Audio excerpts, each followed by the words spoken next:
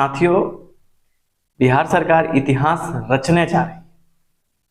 अभी तक जितने भी स्टेट हैं तो वहाँ पे जितनी भी परीक्षाएं होती हैं तो सबसे बेटर ऑप्शन होता है कि परीक्षा ली जाए और परीक्षा में जितनी सीट है उतने लोगों को मेरिट लिस्ट बना दिया जाए, उनको रैंक दे दिया जाए।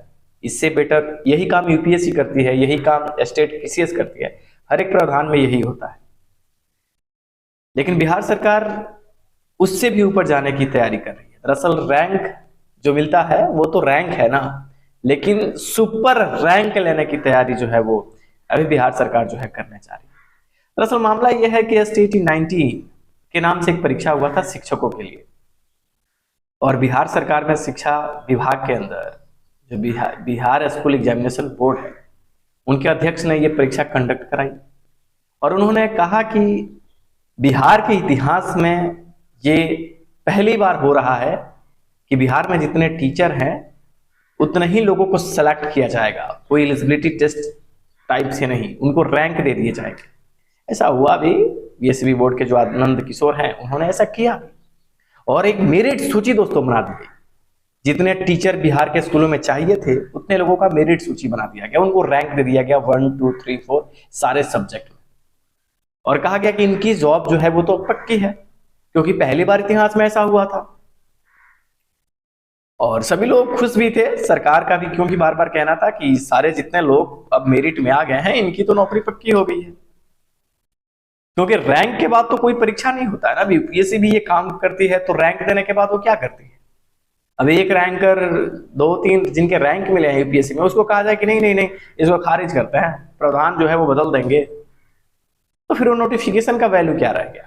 ये तो मतलब ये एक तरीके से मतलब मौलिक अधिकार का हनन हो गया ना, हमारे जो राइट्स हैं उस राइट का उल्लंघन हो गया।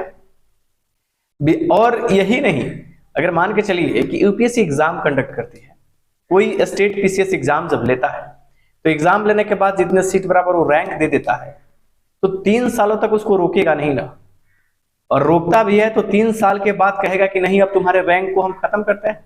तो यानी कि उस आदमी का, रैंक लाने वाले इंसान का तो लाइफ बर्बाद हो गया, क्योंकि रैंक आने के बाद वो उस चीज का इंतजार कर रहा था और उसे पता था कि हमारी जॉब तो श्योर हो गई है ना। लेकिन अचानक 3 साल बाद अगर सरकार जो है वो पलटवार करे। दरअसल माननीय मुख्यमंत्री बिहार के कुछ ऐसा ही काम किए। एसटीईटी 19 में एक परीक्षा हुआ था जो विगत के इतिहास में सबसे अलग परीक्षा हुआ था। उसमें जितने सीट थे उतने लोगों को रैंक दिया गया सारे सब्जेक्ट में, और टॉप टीचर सेलेक्ट किए गए बिहार में। जी हाँ, एसटीईटी 19 में टॉप टीचर सेलेक्ट किए गए और उनको रैंक दे दिया गया, जो हकीकत है, कहने के लिए लोग कुछ भी कहते हैं। और उनको कहा गया कि अब इनकी नौकरी पक्की हो गई क्योंकि उनको रैंक दे दिया गया था। जिस स्कूल में जितनी सीटें थी उतना लोगों का रैंक बना दिया गया सीट के अकॉर्डिंग, और कहा गया कि आपकी नौकरी हो जाएगी। 3 सालों तक सरकार यही कहती आ रही है, 3 साल तक सरकार कहेगी हाँ उनकी नौकरी हो जाएगी। वो भी निश्चिंत थे कि हमको रैंक मिला तो हमारी नौकरी श्योर हो गई, श्योरिटी के साथ उनको भरोसा हो गया। 3 साल बाद ही सरकार कह रही है कि वो रैंक की कुछ नहीं है, वो रैंक से पढ़े एक एग्जाम दो, तुम सुपर रैंक दो। रैंक मिला है ना, सुपर रैंक दो, यानी कि एसटीईटी 19 में जिनको रैंक मिला है उनको अब सुपर रैंक लाना होगा, और उसी की तैयारी है जो बिहार सरकार कह रही है कि उनका एक और हम परीक्षा लेने जा रहे हैं। आप परीक्षा लो, कोई दिक्कत नहीं, हम देने के लिए भी तैयार हैं। सारे अभ्यर्थी जो है उनका ये कहना है कि हम देने के लिए भी तैयार हैं।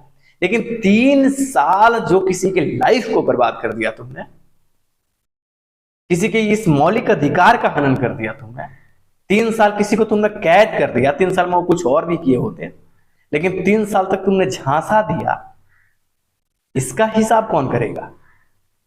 3 साल में जिनके उम्र खत्म हो गए उनका हिसाब कौन करेगा? 3 साल में जिन्होंने पढ़ाई छोड़ करके अपना रोजगार कैसे भी चलाने लगे और इस आस में बैठ गए कि अब नौकरी हमारी हो गई है, आज नहीं तो कल हो ही जाएगी, उनका क्या होगा? और अचानक तुम तो सुपर रैंक की तैयारी कर रहे हो। ये परीक्षा नहीं है, बिहार की जनता इस बात को कमोबेश समझती है कि एसटीईटी 19, एसटीईटी 11 बहुत सारी परीक्षा हुए, सबको तुम ठीक है इस एग्जाम में सम्मिलित करोगे, तो 11 में परीक्षा देने वाले लोग रैंक लाने वाले नहीं है ना, वो अभी तक वंचित रहने वाले लोग हैं। यहां भी जो रैंक लिए हैं उनका क्या करोगे? रैंक लाने वाले लोगों का सोल्यूशन क्या है? उनका सॉल्यूशन करो, उनकी बहाली करो, उसके बाद तुम एक क्या 10 परीक्षा लो। और बीपीएससी क्या करेगी?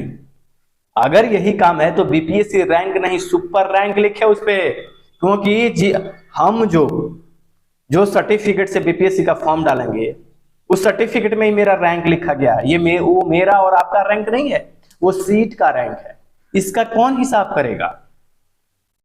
इतने लोगों को जीवन बर्बाद करने का जो ये ड्रामा किया गया है, ये इसका सॉल्यूशन क्या है?